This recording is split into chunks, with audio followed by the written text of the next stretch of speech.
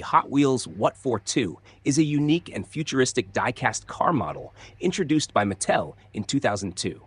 It stands out for its sleek, aerodynamic design and its distinctive four-engine setup. These engines are typically exposed, showcasing the vehicle's power and speed-driven aesthetic.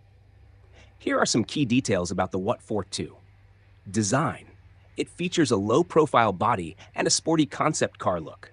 The four engines, hence the name, make it a fan favorite for collectors who love futuristic designs.